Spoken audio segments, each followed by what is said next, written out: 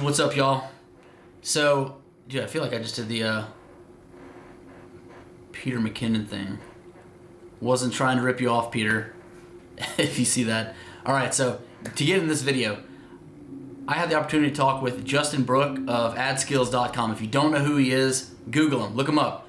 He's behind campaigns from Russell Brunson all the way to Dan Kennedy. So he's a marketer's marketer. He knows his shit. Check him out if you haven't already. If you're not already familiar with ad skills, where they teach other marketers and other people to run ads on different platforms, definitely check it out. But I had the opportunity to talk with him, which was cool. Check out this video of what we had to have a conversation about. And there's some parts in there where Justin's connection wasn't too good. And you'll just have to listen through it. You get the gist of it. But yeah, check it out.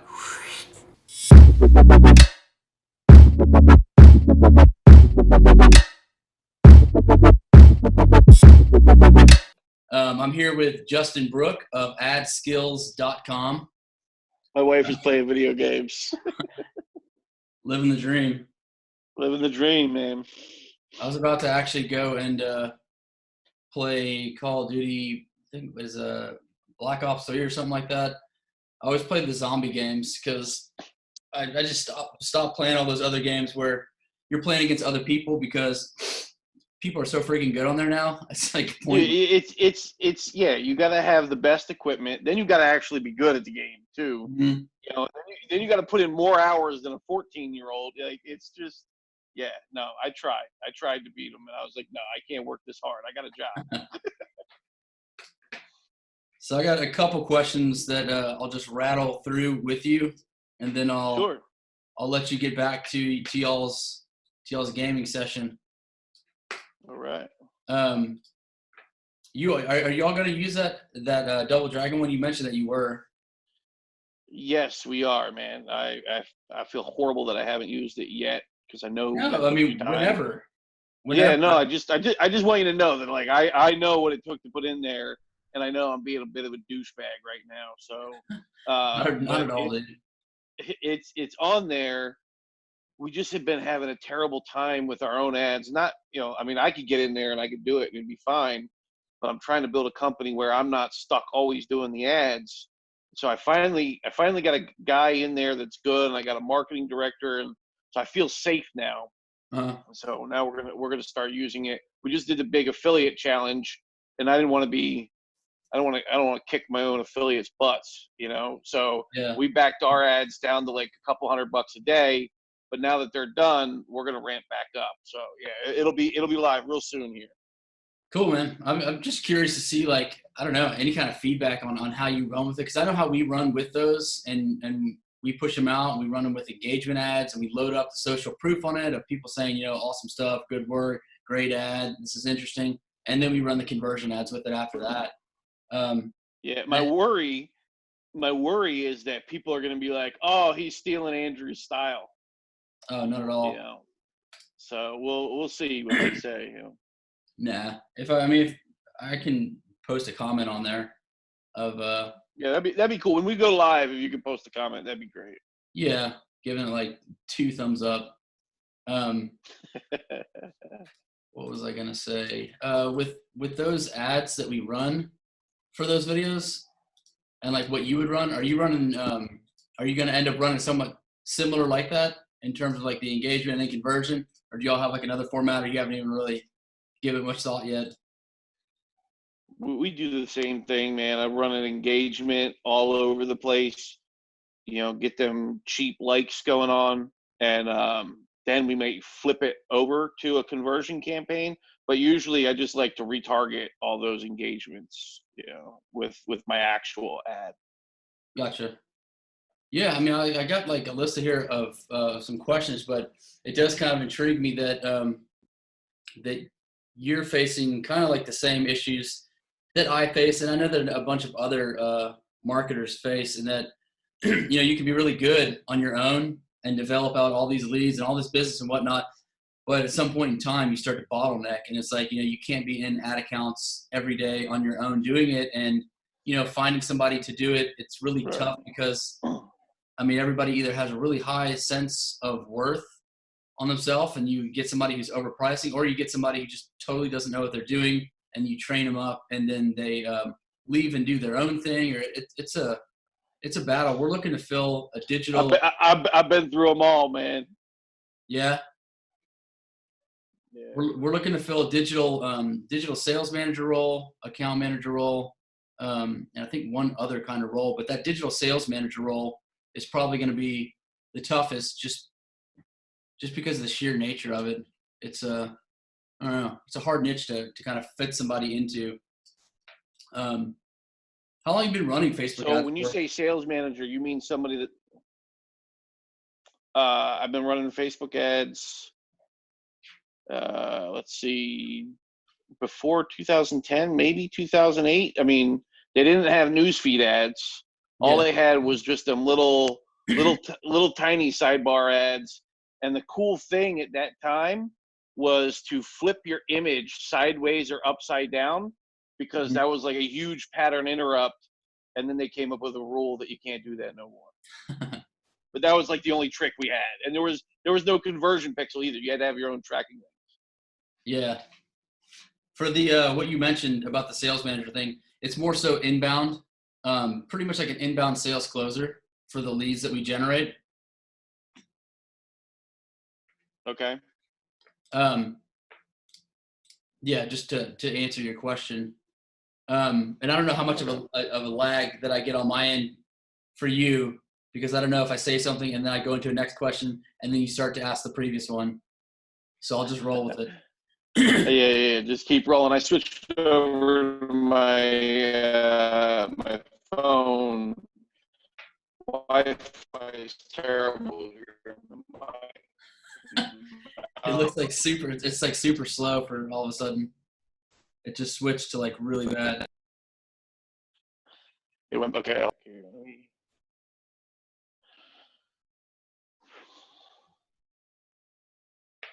Okay. All right. How are we doing now?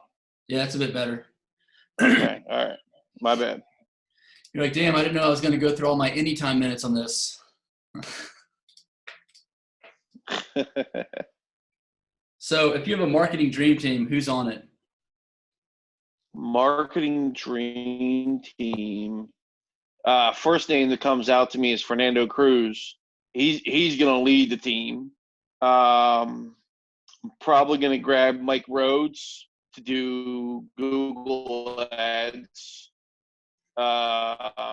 You on creative for sure. And let me see. Let me go with somebody good on social.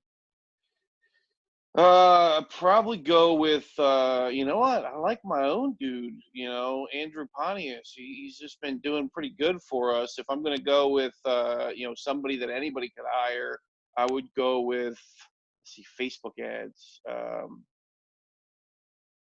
There's so many guys, I feel like I'm gonna hurt somebody's feelings here. Rory Stern just keeps popping up into my name. I think if I got Fernando Cruz leading the team, Mike Rhodes running Google ads, and Rory Stern running Facebook ads, I think that team running creative, bro, that's just gonna kill. Gotcha. Those are a couple names I hadn't heard, but there's so many names, and when you get into this kind of industry, it's kind of like an echo chamber to an extent. But there's so many names that I come across that I don't know of that do great stuff. Right. Yeah. If you're running local ads with a low budget, what would you recommend doing? Local ads with a low budget. Service industry people, if that helps narrow it down. Oh, like restaurants, plumbers, lawyers, kind of thing.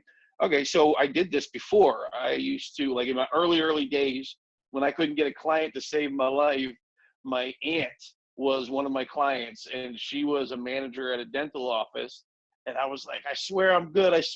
Let me run your ads. And so we ran her ads, and we tried Facebook. Now, this is years ago, so maybe Facebook is better, but we didn't do well at all for Facebook driving appointments. We used Google search.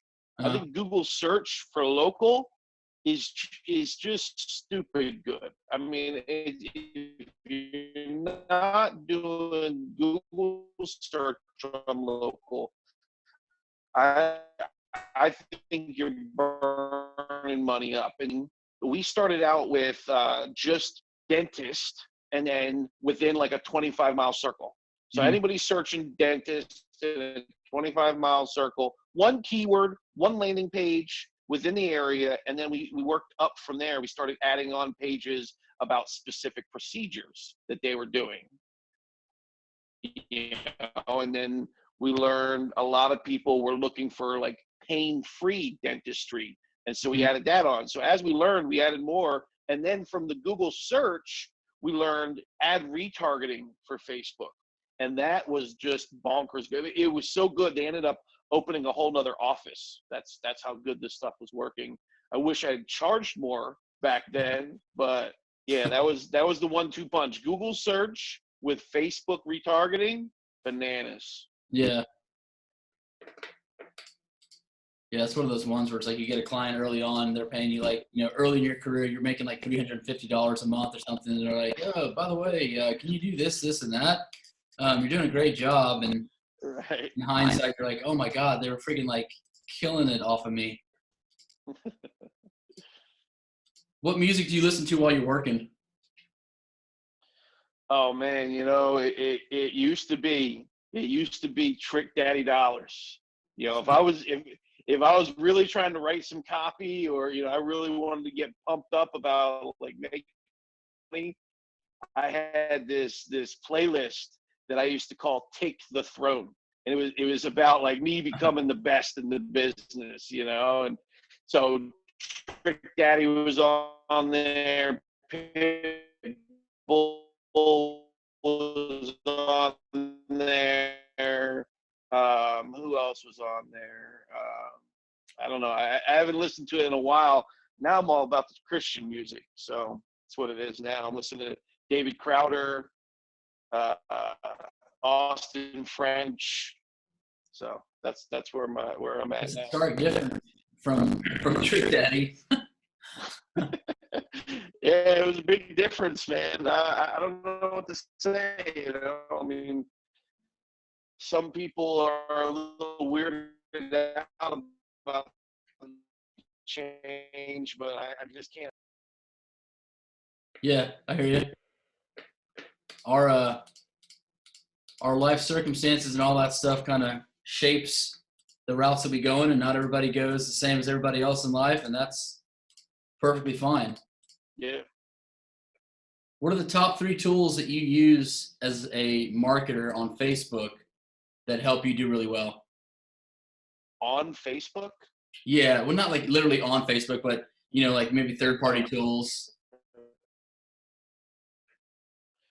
okay, so SEMrush is like my top tool. I've said for years that I would pay my SEMrush bill before I paid my electric bill, because I could, like, if I lost every computer, log into my SEMrush account, and I'd rebuild it all back. So SEMrush, I don't even know how much money they made off of me over the years, but it's worth it to me. So that's that one. Uh, Google Tag Manager, I think one of the most underrated, most valuable tools of our time, and people just don't even are getting ping to your website and bouncing. Mhm. We all know about 50-60% are going to bounce immediately. you Yeah, know so why waste your retargeting ad spend on those people? That's just one little trick in our business. We set up something called a listener, and if you switched tabs while watching one of our sales videos, it would stop playing. So there's so many ninja tricks you can do with Google Tag Manager. that's cool. I Three haven't heard that tools. one. Three tools. Hold on. Third tool. Trying to think. Thinking back to everything. I really liked was it Hotjar? I think it was Hotjar. Yeah, they got a lot of really useful things. And Sumo, the tool set over at Sumo, which works for like WordPress sites and stuff like that. Man, I couldn't do half of what I do without Sumo. So those are my tools. Gotcha. Are you a Shopify fan for e-commerce? I got no beef against Shopify, but I like landing pages. I'm 15, almost 16 years into the game. I remember building my pages on Dreamweaver, and just e-commerce software was never as good as landing pages. And so for me, it's hard to go that way. I know a lot of plugins have been developed. Shopify's come a long way. I think on mobile, Shopify has got the mobile e-com game down. Their integrations with Instagram, it's just amazing. If I was selling t-shirts all day, t-shirts and mugs, things like that, all day I'd be on Shopify. But that's not what I sell, man. I sell books, I sell training, and for me, that's landing pages, man. That's it. Yeah. You have any speaking gigs this year lined up? I'm finally speaking on Perry Marshall's stage. Man, I've known this dude. I've known about this dude for like 15 years. I've met everybody else in the industry. Had Dan Kennedy as a client. I've met everybody, but I have never met the original OG of paid traffic, Perry Marshall. And we recently linked up, and he asked me to come speak at his May thing. So that's the only one I'm doing. I've been traveling full time for the last 4 years. So this year I'm kind of on a no travel kick. I don't want to go nowhere. I don't want to see an airport. But when Perry Marshall called, I was like, yo, I'm in. Literally doing the same thing this year. Did a lot of traveling last year, and this year we're doing like no traveling whatsoever, and just focusing on work, family, business. It's pretty much it for this year. Good stuff. Do you have any preference on graphic ads versus video? I've always loved graphic ads, man, but I see all the new guys coming up, and they're kicking my butt, man.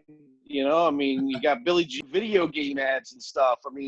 You guys are just so good at these video ads that when I try to run my ads, because in the marketing game, you're not just selling something. Your marketing is being graded when you're selling to other marketers. And so they see these other, highfalutin video ads, and then they see my ads, and they're like, man, this guy ain't no good.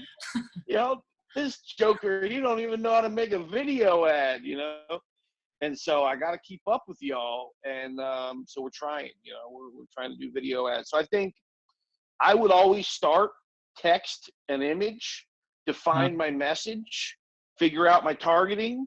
But then, I think today you got to get to video as quick as you can, because I've seen it. Video ads, I watched it drop my CPA by 50% or more, so you got to get to video ads today. Yeah. Yeah. Billy's one that I think I'll probably have chat with me sometime on here. I think I don't really see too many other people that run the same kind of creative as we run, as some of his stuff. His stuff, I think they got a little bit more higher of a budget on stuff to work with, but definitely don't see any others kind of sticking out too much, unless you're just going out like, Harmon Brothers style, which is like, right, really big budget. Right, yeah. I love those guys, but it is like, come on, I can make a pretty good video ad with $1 million too, Yeah. No disrespect. I think they're phenomenally talented. This is no trash talk whatsoever.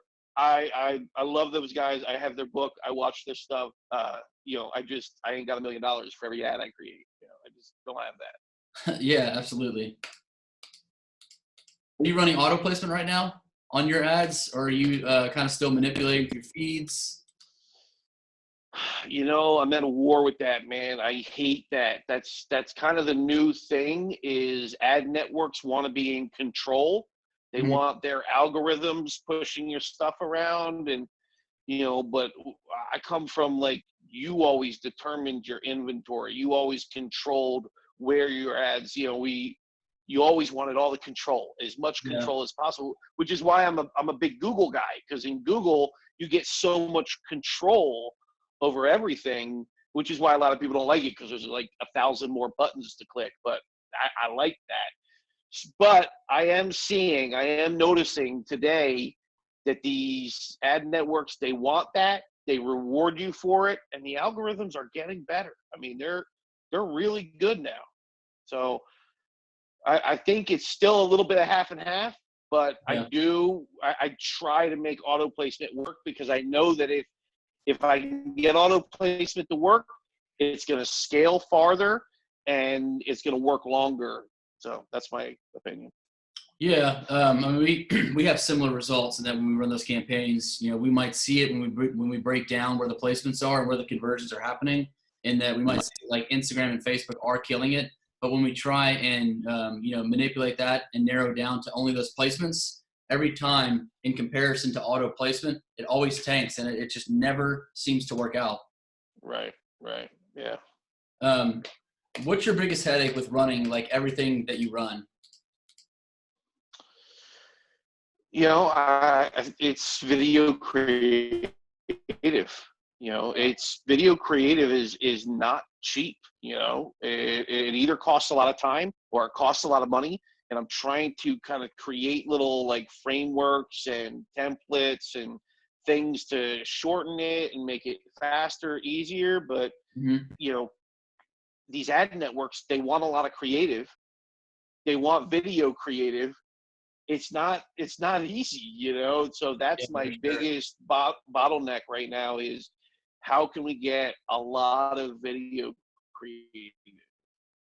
Yeah, one of the biggest things I've seen for 2020, and it's seeming like that trend has been coming, is just the creatives separating people from the herd, because it's like everybody is having access to Facebook ads. They're making things more automated, so you don't have to make as many decisions, and you can compete with a McDonald's if you're Bob's Burgers, and they're leveling the playing field. And so for us, the way to make the playing field not as level is to do as much as we can creatively. Of course, not every client has the budget to do it, but whenever they do, we love it, and we love to be able to kind of get as weird as possible within those budget parameters. Yeah, if we're all using the same algorithms and we're all clicking that auto placement thing, then you're right. It's, the ad network is the commodity, and the creative is the competitive advantage. That's why I'm trying to be as cool as you.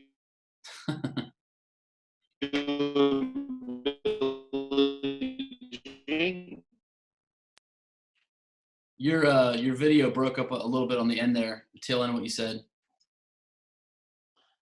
All right, I was just saying that that I was just agreeing with you that the ad network, if we're all clicking on auto placement and we're all using the same algorithms, then we're going to the same targeting, we're going to the same placements.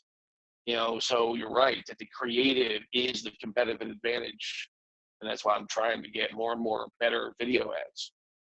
Gotcha. You ought this is what I usually keep on my desk, but it's just like a Sony A6500 with a Sigma lens and just on this little Joby tripod.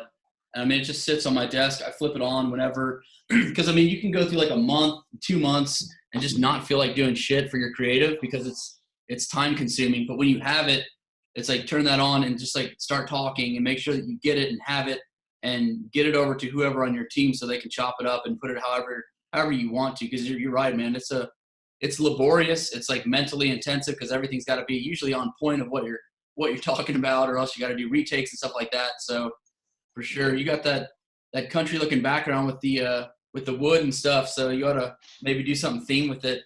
I got some knowledge back there. Do some Justin's Corral, put a cowboy hat on. There we go. Do that for a YouTube channel. Well, I won't take up any more of your time, man. I do appreciate you popping on here. Justin, I appreciate you. I appreciate you being on here and joining me. I'll let you and your wife get back to doing y'all stuff with y'all's business. But again, man, I appreciate you popping on here, and I'll follow up with you through like DM or something like that. All right, man. I'll talk soon. And hit me up anytime if you want to talk about any of that hiring stuff. I've been through some wars. Love to share some of my war stories with you. Yeah, absolutely. I mean, that might be a thing for a part 2, to be honest. All right, man. I'll All talk right, to you dude. soon. See ya. Later.